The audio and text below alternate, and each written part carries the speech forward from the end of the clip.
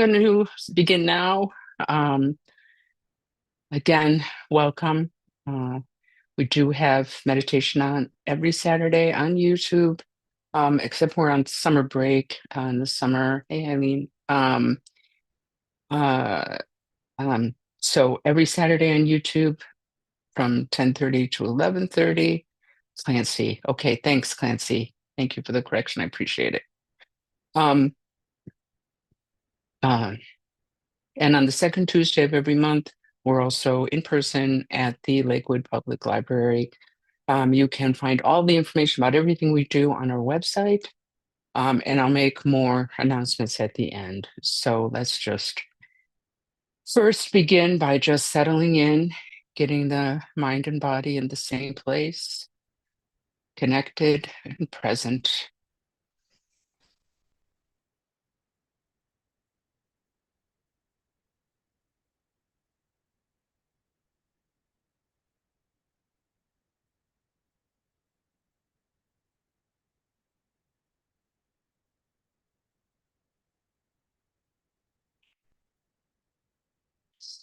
Sonda Sankarab Shiri Sampama Karajavani Shuna Susunda Tanga so Keteraman.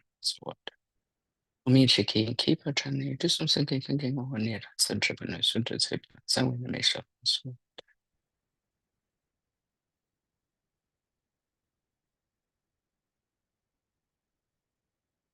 So we want to begin with our bodhicitta motivation. Bodhicitta being the wish to attain enlightenment for the benefit of all mother sentient beings. So sentient, as you probably know, means with consciousness. So any being who has consciousness is considered a sentient being. So that is obviously human beings, but also animals, insects, birds, and other beings in other realms that we are not aware of, that we can't see anyway. Uh, and we want to work towards enlightenment, not only for ourselves, but for others. And really, with the bodhicitta motivation, what we try to do is make the whole entire focus of our practice benefiting others. It doesn't mean that we're not in the picture. It doesn't mean that we're not worthy. It doesn't mean, I don't know, that we're some kind of martyr or whatever. It just means that we think of others, that that's our motivation. And it's so important to have bodhicitta that you literally cannot attain enlightenment without it. So um, at least if we can, at best we think of all beings and establishing motivation for doing this study and practice as attaining enlightenment for their benefit. At least we can think, may the time that we spend together this morning benefit not only ourselves, but others as well. So I would like to know from our esteemed guests currently on YouTube, what would you guys like me to talk about? Or do you have anything you would like me to talk about? Any questions you might have, or subjects that you would like to review or learn a little bit more about, that I can cover for you? I'll give you just like, you can't spend too much time waiting for an answer. So I'll give you a minute and I'll play hold music. Do, do, do, do, do, do, do, do, do, do. Hold music. Please hold. No, nothing. Okay. All right. There we go. Purification practices. Okay. So um, this just relates to karma. So karma is, I believe I spoke about karma, maybe not last week. Recently, in the last few weeks, I did talk about karma. So if you want to know more about karma, you can refer to that uh, talk. And there's, I'm sure, other talks in other videos that we have up there that are also about karma. But I can't talk about purification. Okay, Dawn Marie, are you a friend of Brenda's? Have we met? I feel like I've seen your name like anyway. Um So we can't talk about purification without talking about karma, okay? So karma is essentially the law of cause and effect. Um, in the broadest strokes, it is uh, unskillful or negative or unvirtuous acts of body, speech, and mind will result in suffering. And the opposite, so skillful or virtuous, oh, great, great. Skillful or virtuous acts of body, speech, and mind will result in happiness. That's the broadest stroke. The karma is actually a very, very complicated subject, and would take. It's actually one, surprisingly enough, given this very simple explanation that I just gave you, it's actually one of the most complicated subjects in Buddhism. So obviously, we can't go into great detail there. However, so you get the general gist is what I just described. So why I say skillful and unskillful versus good and bad, or even virtuous and unvirtuous, is because there really shouldn't be a judgment aspect when we're talking about karma. I know for us, those of us who grew up in a Judeo-Christian tradition, that judgment aspect is really difficult to avoid. And we have to like consciously, like really work through it, right? So what Liz is asking about is um, the teaching that we can purify our negative karma. So there are certain things that we can do to get rid of our negative karma and not have to experience the result we would have had otherwise. Okay.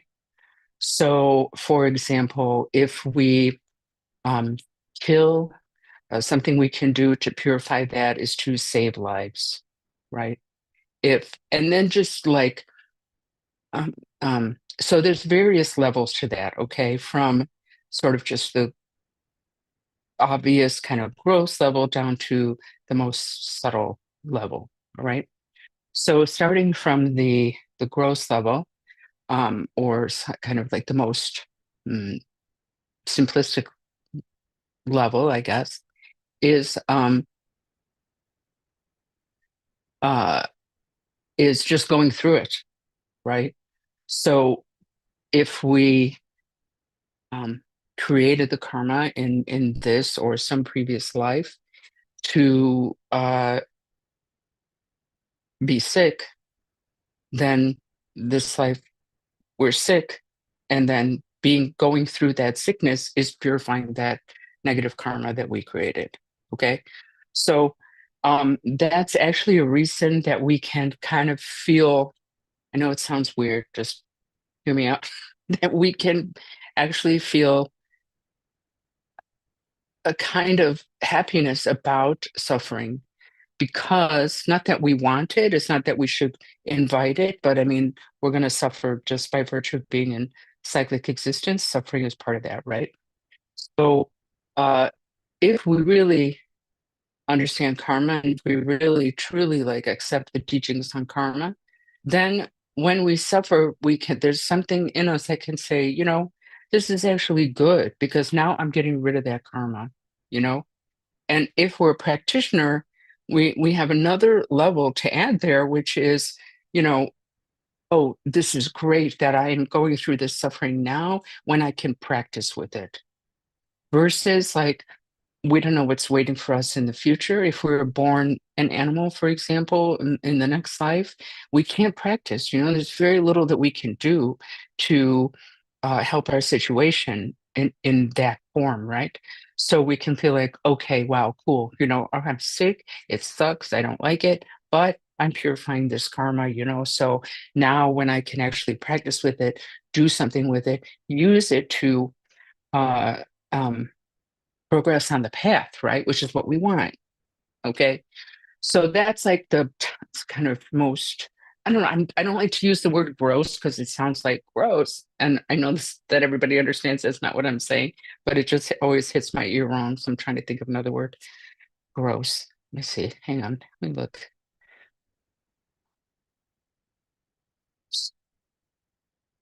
blatant, glaring, overt. Mm-mm-mm.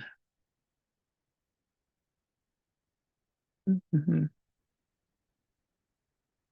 mhm. No, anyway, okay, blatant, maybe obvious. All right, anyway, so that's one way to purify our karma, which is go through it. That's how we're always purifying our karma. Yeah, we're just going through it, going through all the craptasticness of life. Okay.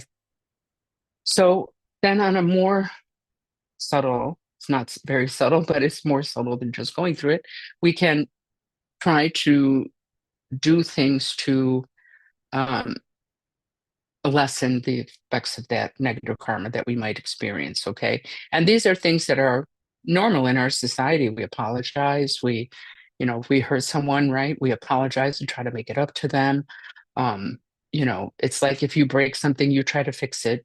So on that level, right, on a more kind of subtler level than that, then we can do acts, positive acts that directly contradict or are like an antidote to the negative acts. So, as I said before, so if we kill, and I don't mean like in this case, if you kill a person, like that karma is so heavy, right? There's not much you can do on the other side. But let's say that um, let's say that you used to like fishing, you know, and then you learn about the that animals are sentient beings and that we're meant to try to help them, and we don't want them to suffer and all of this, and then you're thinking, oh my gosh, I've killed so many fish and like I made them suffer and drowned them in the air and put hooks in their mouth and just let them suffocate in air. It's wow, that's really, what am I going to do now? I know I have to stop fishing. There's that. But like, is there anything I can do to like kind of erase a little bit anyway, the all the killing that I did by all the years that I spent fishing? Okay. Yes, there is. You can save lives. Okay. Saving life is a direct antidote to taking life. So you can um save fish, for example, like um it doesn't happen so much around here. Like even in the Chinese stores, I think they don't really like, if you see like live lobsters in a restaurant or in a store or something, like we can't just take that lobster and put it in Lake Erie, right? It's just another way of killing it, right? But let's say that we're in Maine and we saw that, yeah, we could buy a bunch of lobsters and, you know, um, take a boat out into the middle of the sea and let them go. Our teachers do that all the time. I think it was, I don't remember which city it was in Europe. I think it might be Portugal, by the sea. And they just went to the market and they just bought like tons and tons of live um, sea creatures, like crabs and fish and whatever. And they just took these like big, boxes of them out into the sea and just let them go. And Rinpoche, was talking about how happy they were, and you can tell, when an animal is happy. So that's something that we could do. Um, uh, um, but we don't always know exactly, why we're having a particular type of suffering, right? In general, physical suffering is the result of physical negative acts, and um, you know, uh, poverty is the result of stealing. There's sort of big, sort of gross, right? Big kind of broad stroke cause and effect things like that. But as karma is extremely complicated, and one of the reasons that it is so complicated is because there are an almost infinite number of variables that go into the experiences that we have of happiness and suffering. So there's the acts that we did. Karma is not fate, right? It's not just a straight line and like you're just bound to experience whatever, right? It's in a constant state of flux, okay? Because every kind of positive act we do kind of lessens the negative acts, the effects of the negative acts that we have done. Every negative act that we do lessens the positive acts that we've done. So it's kind of, always in this state of flux. Um, so overall, if we can train our mind into a state of compassion and love and care and generosity and patience and so forth, we will naturally reduce the negative karma that we've accumulated throughout our countless previous lives. Okay, so just making progress in the good, you know, will lessen our karma. Okay, our negative karma. So that's one way. That's another way. So another way is the uh, practice of Vajrasattva. So that is a practice in the Vajrayana or Tibetan Buddhist tradition that involves visualizing this uh, deity. I don't like this word, but that's how they translate it in English. Um, Above our head, and saying the 100-syllable mantra, which we'll be saying at the end of today, and reciting the 100-syllable mantra and doing this visualization many, many times. Okay, this can purify our karma. So we might think, which I thought for a few years, because I didn't really understand it until towards the end of my first 3-year retreat, I think. But I was a bit confused by that, right? How is this practice of imagining things essentially and saying a bunch of syllables, how is that purifying karma? Like, how does that even, so weird, you know? Um, and then finally I understood, like, it can purifies karma. Well, I mean, there's lots of things involved, and that's essentially a tantra practice, right? There's a lot of things involved in that. We're talking about your um, channels and chakras and vibrations and all kinds of stuff. Okay, so I'm not going to really go into that too much, but the reason that this practice works, as I understand it, is because karma exists in our own consciousness. Okay, we tend to like automatically think of karma as an external force, as some figure in the sky with a big book keeping a ledger. That is not karma. Okay, karma is something that is stored in the alaya, what's called the alaya, which is a very, very subtle uh, part of our conscious mind. Okay. And it is that alaya that sort of carries from one life to the next and sort of is the holder of our karma in a sense. Okay. Now you're seeing in part how karma is such a complicated thing. Okay. So if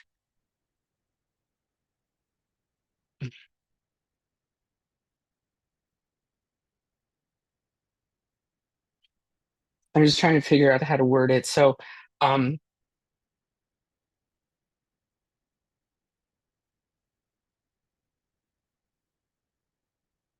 a practice that is a mental practice can work with something that is part of our consciousness, right? So, because karma exists in the mind, working with the mind is the thing that's going to purify the karma. Okay. So, these practices of um, even, simple practices like meditation, um, but all the way through the most complex practices of the Vajrayana are and have been shared with us, were created by enlightened beings. The whole system is so um,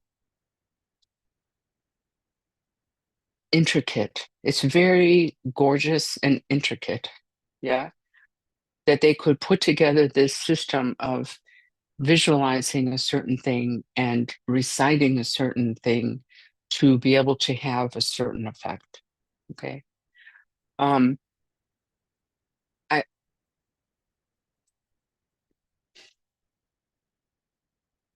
I want to talk about like this, but each road that I'm thinking, what about this road? It like goes off into a million pieces. So I'm kind of like trying to figure out how to keep it brief. Um,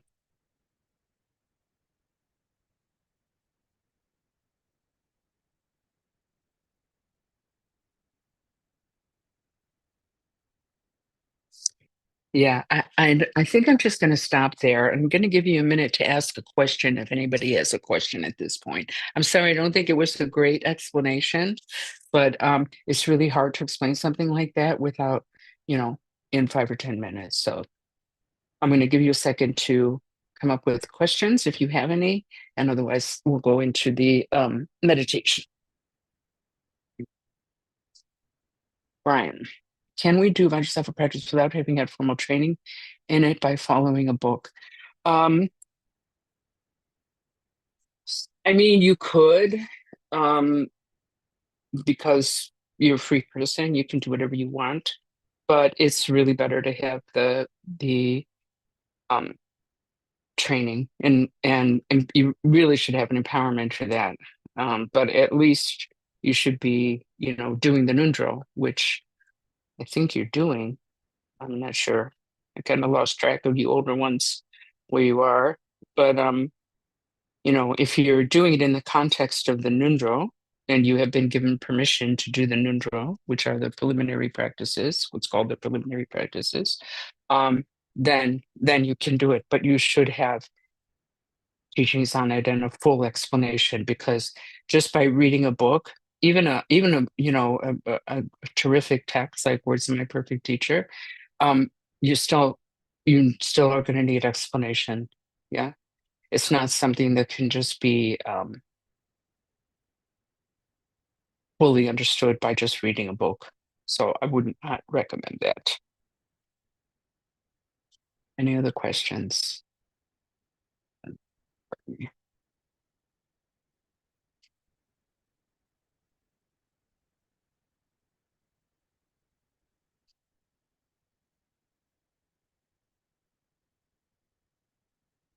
I think the other aspect of why Vajrasattva practice works to purify our karma is you're welcome, Brian. I think another reason why it works is because of the illusory nature of all things.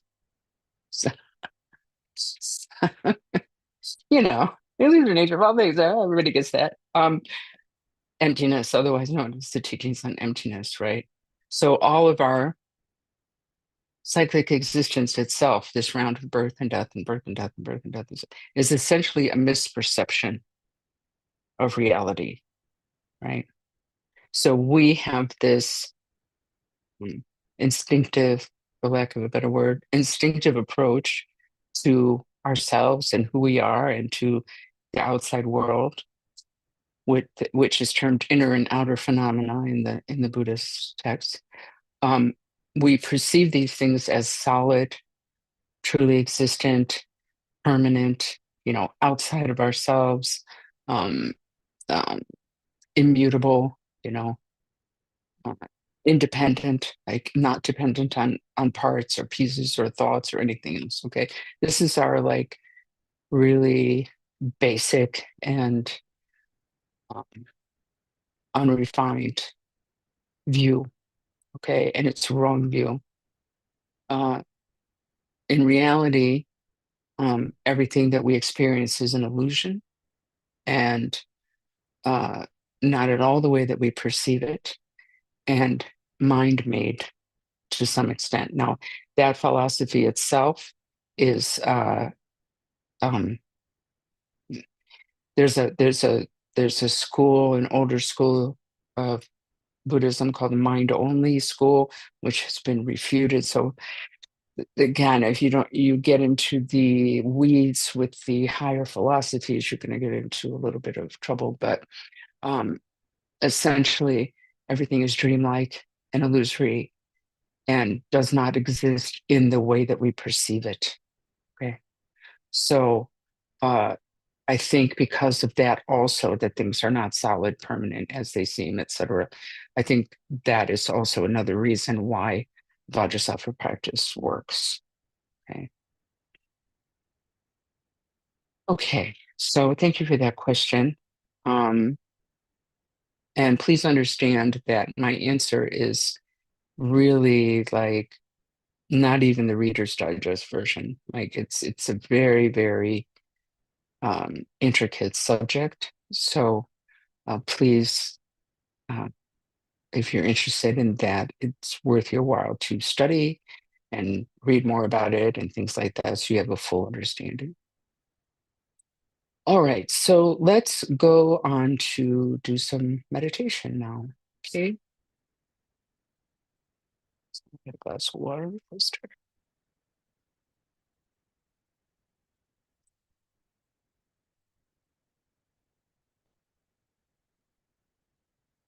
All right, so if we are sitting in a chair, we just want our feet flat on the floor in front of us.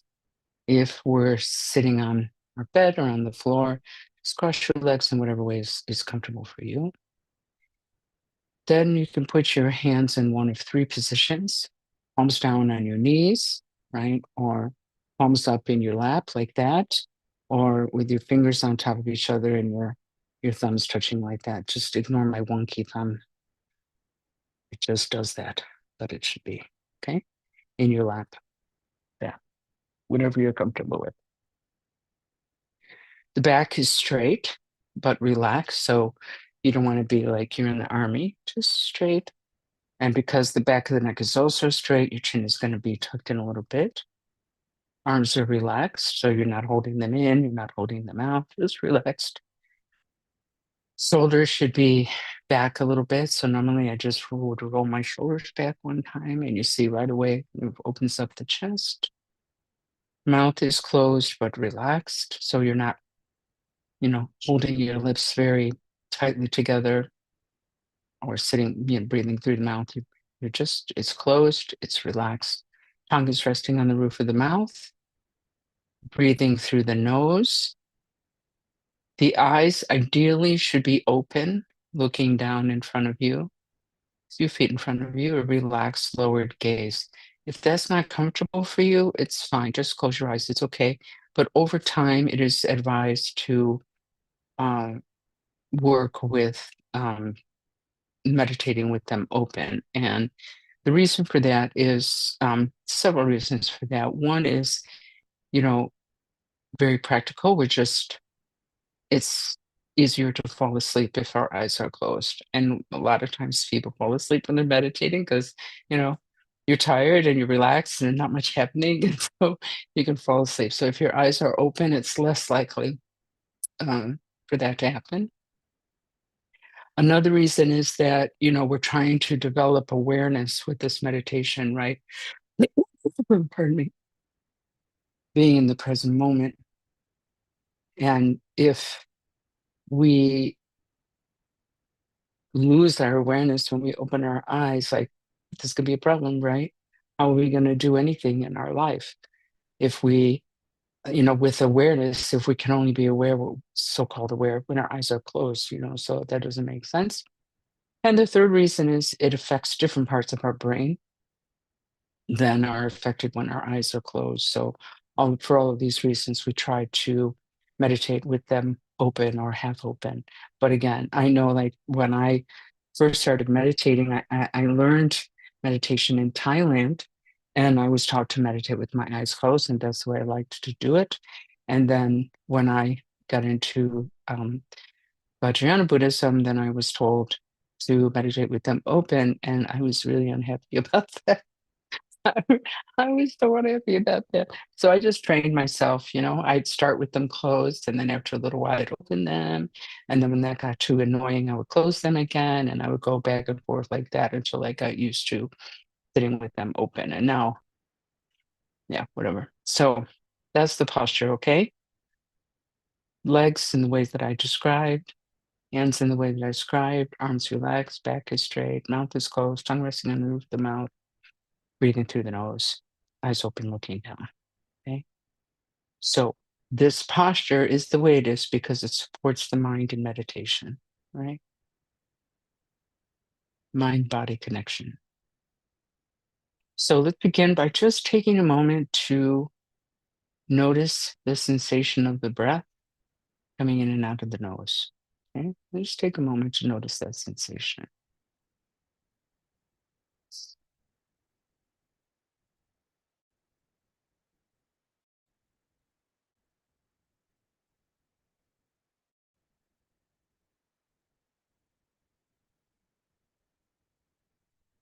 So, what we're trying to do with this meditation is to keep a relaxed and continuous awareness of that sensation of the breath coming in and out of the nose. So, you're focusing at the edge of your nostrils there.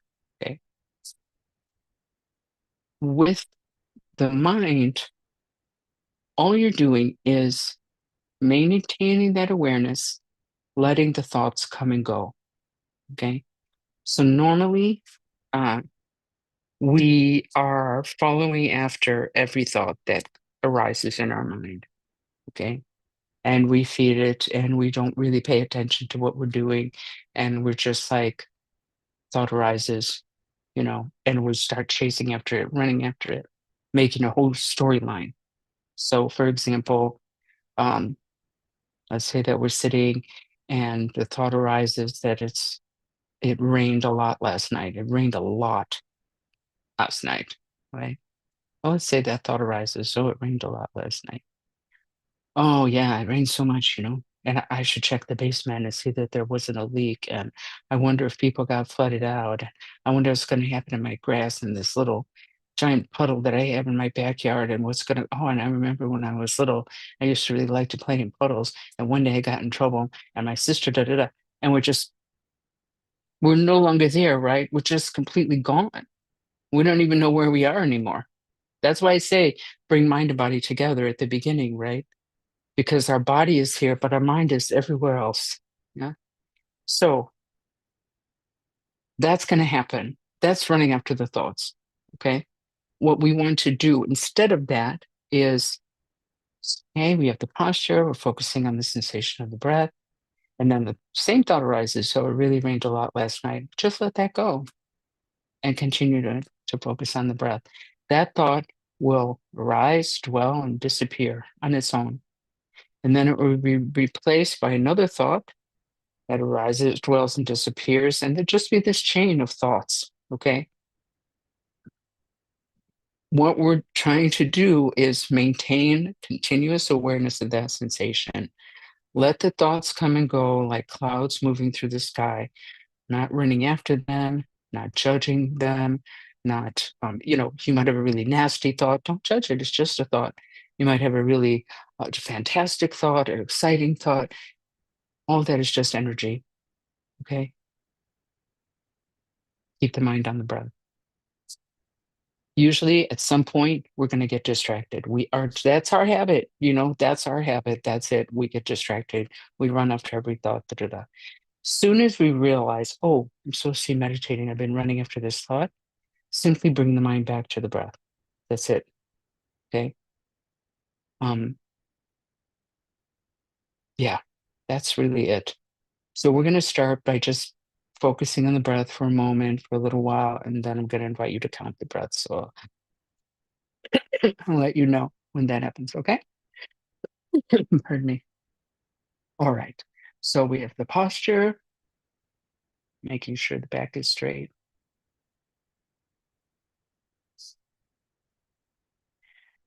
Bring your awareness to the sensation of the breath coming in and out of the nose. Try to maintain that awareness, relaxed awareness, letting the thoughts come and go as they will without engaging in them.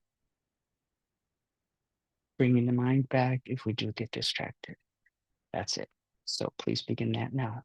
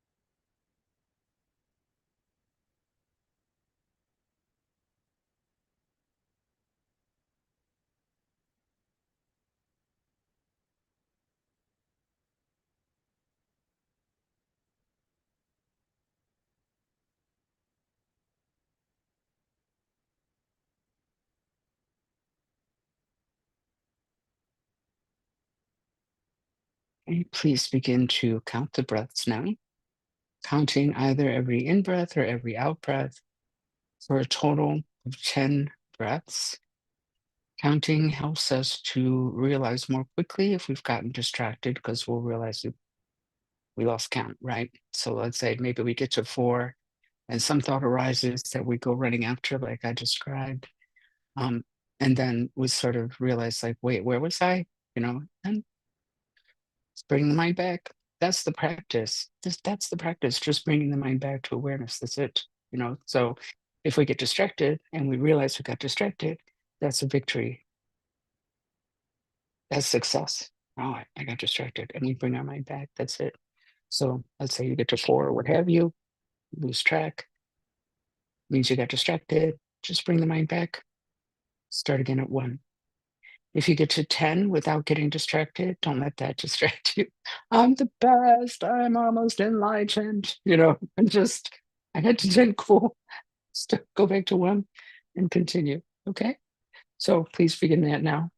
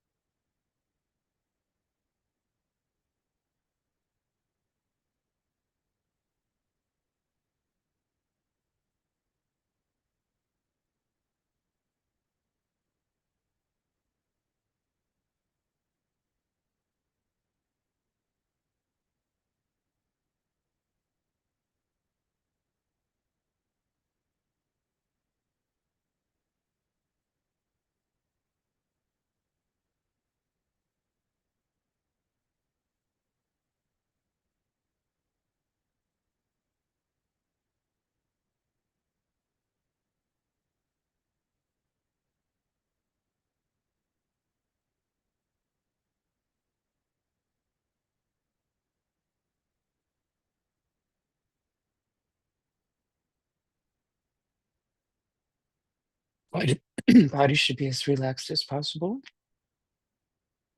while maintaining the posture. So from time to time, just check your body. Make sure you're still maintaining the posture, but also release any tension that might be there. And the mind also should be as relaxed as possible while maintaining awareness of the breath. No, we shouldn't be grasping after the breath, clutching the breath, just relaxed awareness of the breath.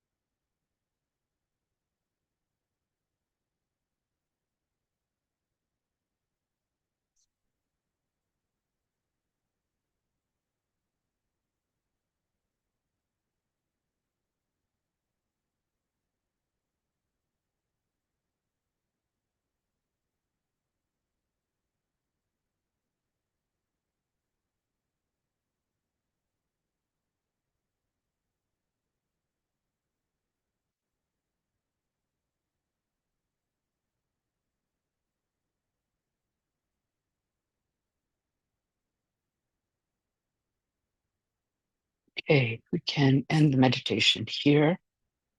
I want to say a few more things about it. Understand that it is a practice. It's not something that we're going to be able to perfect in a day or even, after practicing for some time. It's a process. It takes time. Um, it's a practice, right? So, and also it's important to understand to that this is psych mental hygiene. Okay, it's something that helps us to maintain awareness in the present moment. It helps us to understand the mind, understand, know really what's happening in our mind versus what we think is happening in there, right? Or what we want other people to think is happening, like what is actually going on in our own mind. It helps us to um not, it helps us to like realize that we don't need to be chained by all of our thoughts and emotions, that we have freedom. It gives us so much freedom, you know. Um, we learn eventually that we are not our thoughts and emotions. Like this is our kind of knee-jerk reaction to everything, right?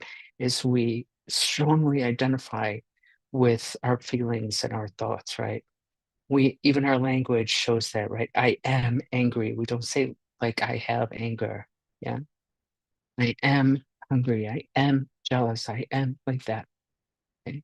No, you're not angry. Anger is a state, momentary state that's arising in your mind that you can let go of within a practice. Not always, that's probably not a good one to start with. It's a little bit difficult, but it can be done. Yeah.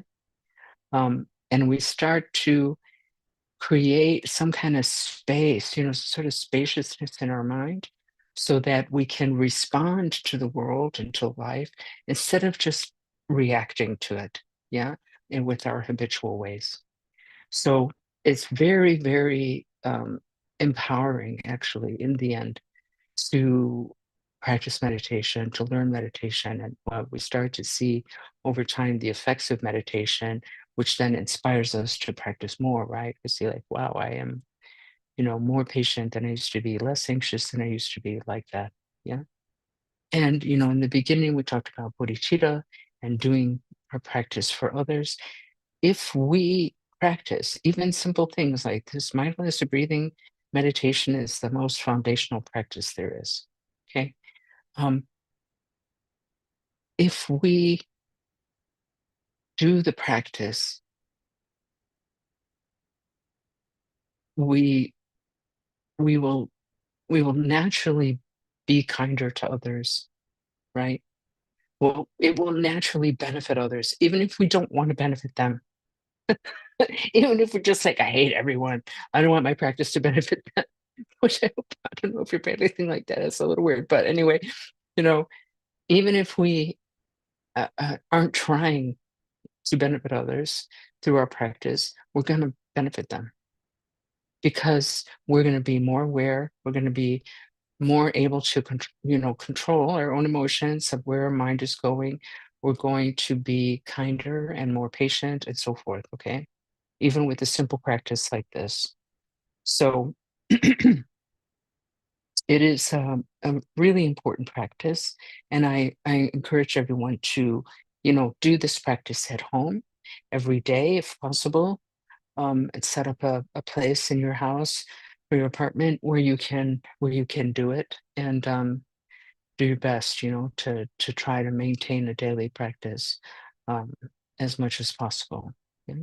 So it's very helpful to you and ultimately to others as well. And this practice is the foundation of every other practice there is on the Buddhist path. So it's a really good thing to learn, to understand, and to practice. Okay. So we are going to do the dedication prayers now. You can join or not as you wish. I will share my screen, but if you look in the description box below, you will see there is a link to download them for yourself. Okay.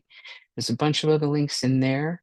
that include uh, signing up for the newsletter. Um, there seems to be some kind of glitch with signing up for the newsletter where some people it works for, other people it doesn't work for. I'm working on that. Um, but I'll see, I'm working on it. If it works for you, please sign up for the newsletter. If it doesn't work for you, wait and try again in the near future because I'm working on getting that fixed on the site. We have a website, which is linked below. And we have regular activities. So every Saturday, as I described in the beginning, we have meditation here on YouTube. Second Saturday of the month, we also have it in person at the Lakewood Public Library on Detroit. We practice the Buddha sadhana together 3 times a month. It goes according to the lunar calendar. The next Buddha sadhana practice we have is actually tomorrow. This we do just over Zoom, not on YouTube. And all the information for that is also linked below. Tomorrow it will be at 11:30. So it only takes half an hour. It's a really beautiful practice. I encourage you to come. But it's from 11:30 to noon tomorrow. And then we have a new class coming up called Awakening Wisdom, which is a text written by one of our main teachers, Tupu Pema Wangyo Rinpoche. That class starts on Wednesday, May 14th, and goes for 10 weeks. But it's interrupted by the summer break. So you look on the website under study, and it'll come right up, and you can find all the information there. It's 10 weeks, but not 10 consecutive weeks, is what I mean, right? So it goes from May 14th to June 11th, I think, and then picks up again July 30th to the end of August. So if you want to sign up for that class, it's just going to be on Zoom. So everything is there for you to register, so you can do that. What else? Also, if you can, we would really appreciate donations. We do need money to keep going, even though we don't have a physical space anymore. Everything we do costs money. So we have charges for the website, we have charges for Zoom. We have, we have to um, upkeep our teacher, Marty Palmo. So that means rent, and you know, I have all the bills that anybody has, and this is my only source of income. So if I'm to stay here and continue, then it's really helpful to have donations. Memberships are the best thing that you can do because that's just so easy. You just sign up once. Every month it's just taken out of your account and you don't have to think about it again. And we have membership levels that suit every budget and you get discounts for everything. So please check that out as well. We still have our GoFundMe campaign going, etc. So yeah, so let's do the closing prayers right now. I'm going to share my screen. And as I said, if you want to join in that, cool. If you don't, it's also fine. Mm, Okay, so we start with the long life prayers for our teachers here. Start with the one for the Dalai Lama and then Jamaican Rinpoche and Emma Wangyo Rinpoche and all the teachers in general. These we do just in uh, Tibetan. Okay.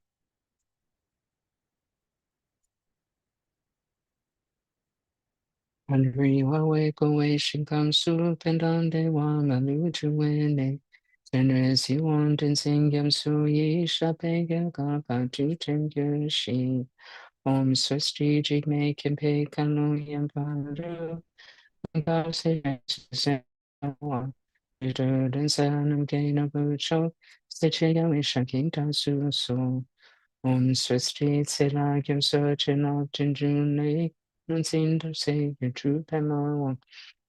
Saksum Nadre Gabota Dene Love Chanton de Shaitan Take Show.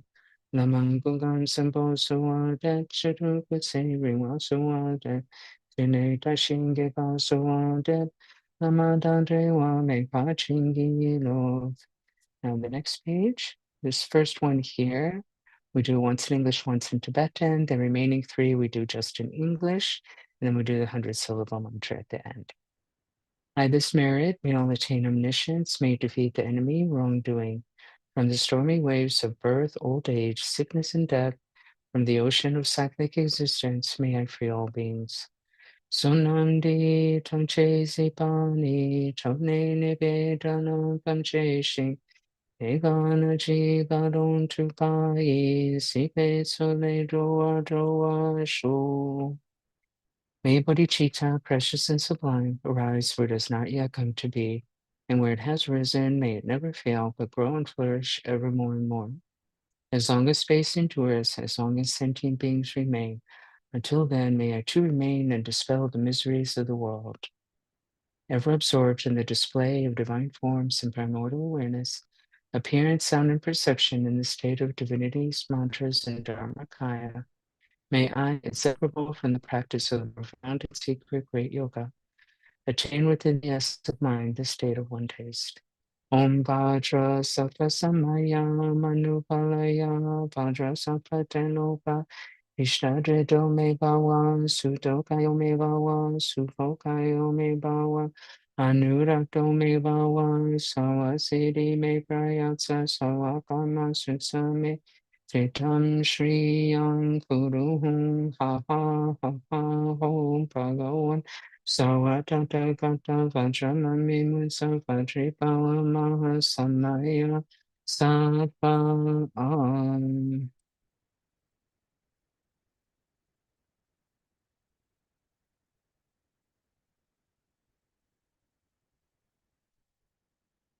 Okay, so again, thank you so much for joining me this morning. Please remember that, you can always access the videos on our channel if you want to learn more about a particular topic, or if you want some guided meditation, or you want to learn more about the Tonglen practice or the practice of exchange. You can always just access our videos. There's a lot of videos on there. So again, thank you, and I hope to see you tomorrow. Um, and for the new class, I think it's going to be a nice class. So thanks again.